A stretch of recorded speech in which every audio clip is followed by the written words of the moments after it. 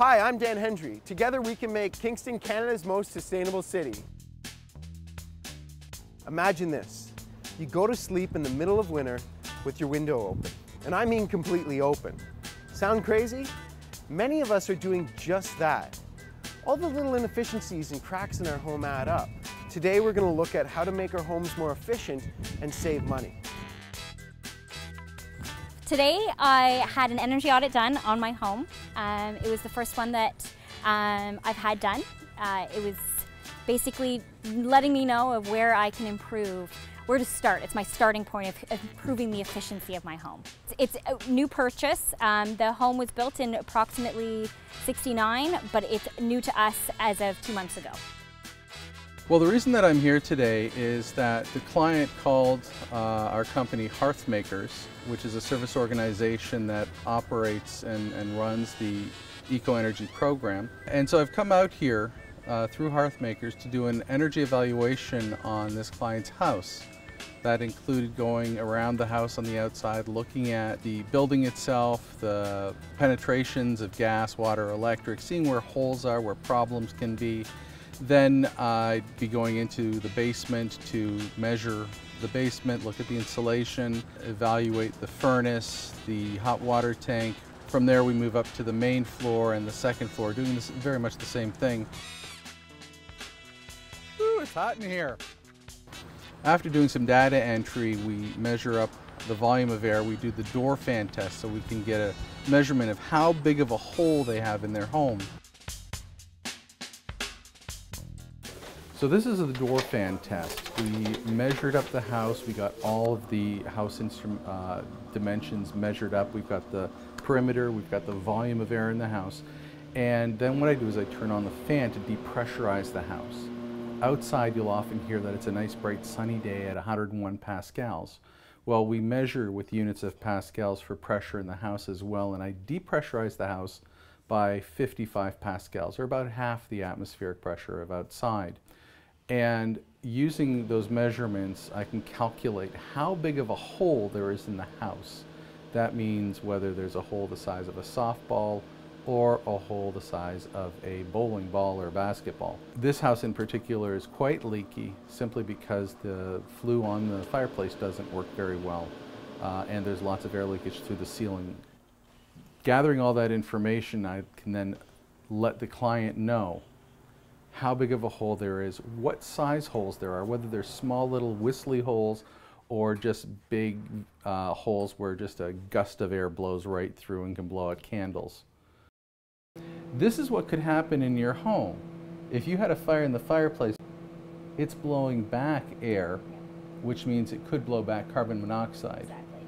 So you have to be careful about that sort of thing. But right now what's happening is it's showing us that during a regular winter day when you're warming up your house, your chimney is acting like a chimney, taking all the hot air out of the house and blowing it outside.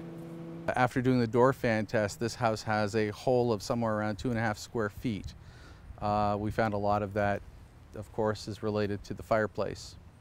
I do have a little bit of experience in the energy efficiency field. However, for me, having the blower door test done, seeing actually how many air exchanges actually were happening in the home was a really big eye-opener. How much energy was actually going up my chimney was a big one for me. So now what we're going to do is head down to the basement to start measuring up information there and gathering information on the furnace and hot water. Low-hanging fruit is we will definitely be putting insulation in the attic, possibly in the basement as well, increasing the R value of the basement walls. Obviously putting in a EPA rated wood insert in my fireplace so it'll be airtight. That's actually probably number one that's going to happen. Beyond that, I will be upgrading my hot water system, which will include a solar domestic hot water system. Well, on grants they keep changing and programs come and go. And the easiest way to find out about the grants that are available is either going to the federal sites or the provincial sites, and just typing in the word grant in Google for Ontario and for Canada will bring up lists and lists of different opportunities. I know that the Ontario Power Authority is giving a grant for air conditioners and furnaces that have high efficiency fan motors in them that help save the homeowner money, but also overall help Ontario reduce the amount of electricity it needs, which means it doesn't need to perhaps build one more nuclear plant or some other means of power generation. I think it's our responsibility as homeowners when we own a house to increase the efficiency of the building stock. It's the most, as a country, we use the most energy from heating our homes. I think it's very important for all of us to do what we can to reduce that impact. And as well, it's going to save me money.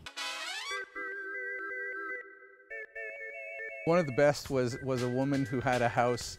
It was a farmhouse built in, I think, 1890 something. And it had like 8 square feet of air leakage, and it was just horrible and really expensive. I think their total energy bill for the year was $6,000 in oil. And when I came back and I evaluated the house a year after the work was done, they'd been getting their bills, they changed a lot of things. Her answer, or her response to, you know, everything that was going on was, wow! And she was about 70 years old. She ended up getting back about $4,500. Not everybody gets that back, but I mean, it's exciting to see their face light up. Let's close that window. Take the time to look around your house to see how you can make your house more efficient. I'm Dan Hendry. You've been watching the Sustainable Kingston Community Partner Profile.